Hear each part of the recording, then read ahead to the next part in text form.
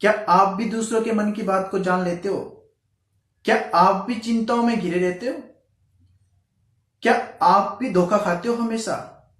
नमस्कार दोस्तों, मैं अजय शास्त्री अपने YouTube चैनल पे लेट्स लर्न एस्ट्रोलॉजी पे आपका स्वागत करता हूं। और आज चंद्रमा से जुड़ी हुई कुछ दिलचस्प बातें जानेंगे। ये ग्रह बहुत ही सौम्य ग्रह है और सुंदर भी ग्रह है ये। और इस ग्रह के जो कारक तत्व है उनके बारे में पहले हम बात करेंगे। चंद्रमा मन का कारक भी है, माता का कारक है, मौसियों का कारक है, मामा का कारक है।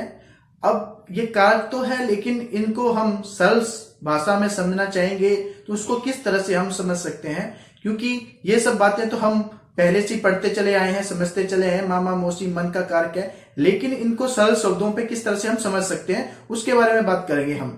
पहले चंद्रमा की थोड़ी सी भूमिका को समझ लेते हैं।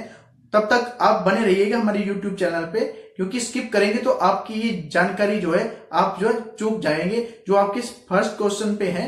तो बने रहिए हमारे साथ। पहले चंद्रमा के बारे में जानना चाहेंगे कि चंद्रमा है क्या। चंद्रमा मन है।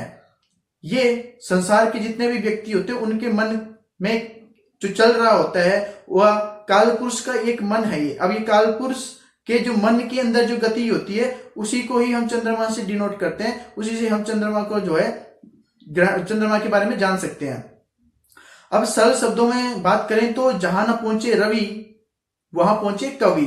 अब इस श्लोक का मतलब क्या है? इस श्लोक को हम साधारण शब्दों में समझना चाहें, जहां पे सूर्य की सीमा खत्म होती है वहीं से ही चंद्रमा की सीमा प्रारंभ होती है। यानी कि जहां तक सूर्य का प्रकाश समुद्र की गहराई तक जहां तक जाता है, उस गहराई के बाद जहां सूर्य का प्रकाश खत्म हुआ वहीं से ही चंद्रमा की सीमा प्रारंभ होती है। यानी कि जहां तक पिता की जो पनिशमेंट खत्म होती है वहीं से ही माँ की जो है शिक्षा का प्रारंभ होता है। घर पे अगर साधारण बात को समझना चाहें तो एक माँ ही जान सकती है कि बच्चे के मन पे अंदर क्या चल रहा है, मेरा बच्चा कितना समझदार है, मेरा बच्चा कितना बुद्धिमान है, मेरा बच्चा क्या बदमाशी कर रहा है, मेरा बच्चा भूखा है। अगर मन की भावनाओं को समझने का जो कार्य करता है वो चंद्रमा ही है, वो माँ ही है। इसलिए चंद्रमा को माँ से देखा जाता है।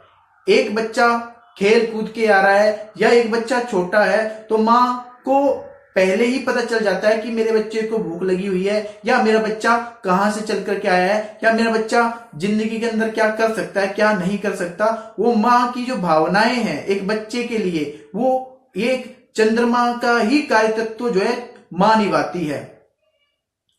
अब क्या है कि हमने समुद्र की गहराई के साथ इसको समझने का प्रयास किया तो जहां ना पहुंचे रवि वहां पहुंचे कवि। अब इस चीज को समझना थोड़ा और चाहेंगे हम, यानी कि ऐसे व्यक्ति जिनकी इमेजिनेशन शक्ति जो है बहुत ही ज्यादा हाई पावर वाली होती है, वो व्यक्ति यहाँ पे बैठ करके आपको अमेरिका, जापान, रशिया या जम्मू कश्मीर हर कहीं पे घूम आते हैं। ऐसे व्यक्ति अपने मन की इमेजिनेशन शक्ति के बल पे या अपने मन के द्वारा इन सब चीजों पे जो यात्रा करते हैं वो मन ही है, वो चंद्रमा ही है। यानी कि जो समुद्र है, लेकिन समुद्र के अंदर क्या है, जीव जंतु, हीरे मोती जवाहरात, वो कौन किसने देखे?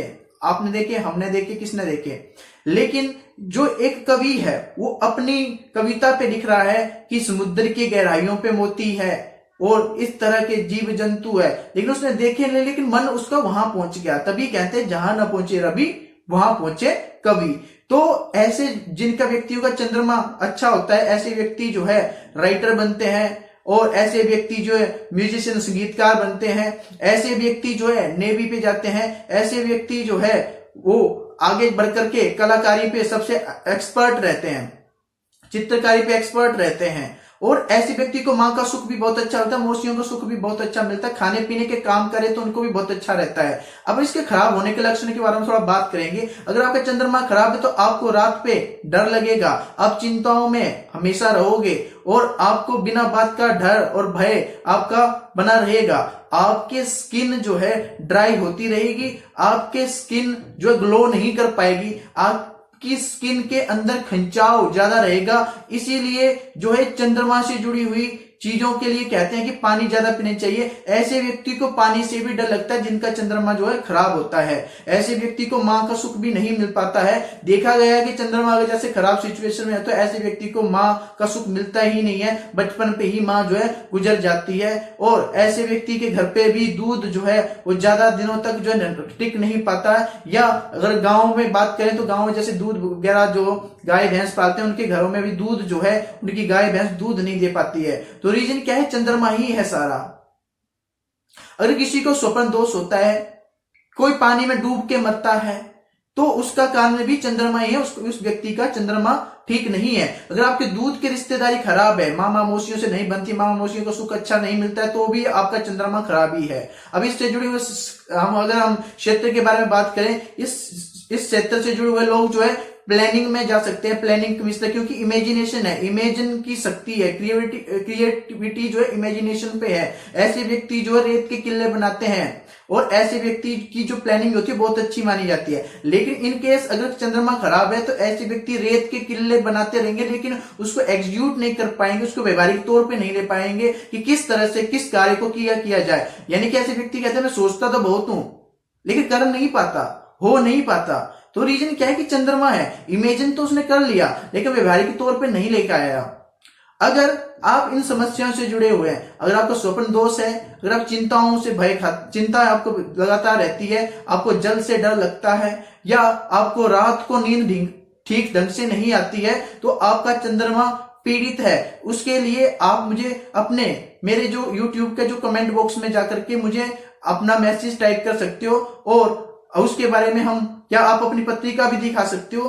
उसके बारे में हम जो है अलग से वीडियो बनाएंगे कि अगर चंद्रमा खराब है तो उसके उपचार किस तरह से किए जाएं और किस तरह से इसके पूजन को या इस पूजन से या जब से या तब से, क्योंकि मैक्सिमम पंडित जो है अक्सर एक ही चीज जाते हैं कि शिवालय में जाकर के दूध चढ़ा दो, जल चढ़ा दो, लेकिन सभी को ही एक ही दवा नहीं लगती है। इसको इस तरह से समझिए कि एक व्यक्ति को बुखार है, हो सकता है उसने दिन भर ज्यादा काम किया उसके बाद उसको बुखार आ गया हो, दूसरे व्यक्ति को भी बुखार है लेकिन हो सकता है उसको बुखार जब बारिश में भीगने के कारण आया हो। लेकिन अगर डॉक्टर एक ही दवा देगा पैरासीटामोल तो उसको बुखार ठीक नहीं होगा। रीजन अलग अलग होते हैं। आप एक ही से नहीं किया जा सकता कि मंदिर में जाकर दूध चावल चढ़ा दो तो आपका चंद्रमा ठीक हो जाएगा, नहीं। ये आपकी पत्रिका तय करेगी कि आपको कौन सा उपाय करना चाहिए या नहीं करना चाहिए। सभी के लिए सेम उपाय कभी नहीं लगते।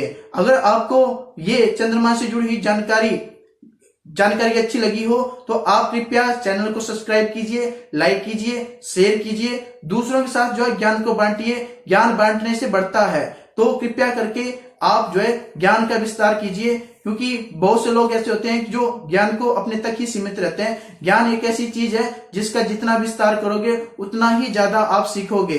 तो अगर आपको ये जानकारी अच्छी लगी हो तो अपने दोस्तों के साथ भी शेयर कीजिए और अपने सभी को जो है जानकारी प्रोवाइड कराइए। तब तक के लिए अपना विशेष तौर पे ध्यान रखिए। तब तक के लिए नमस्कार। आपके अंदर बैठे हुए राम को मेरा प्रणाम है। नमस्कार।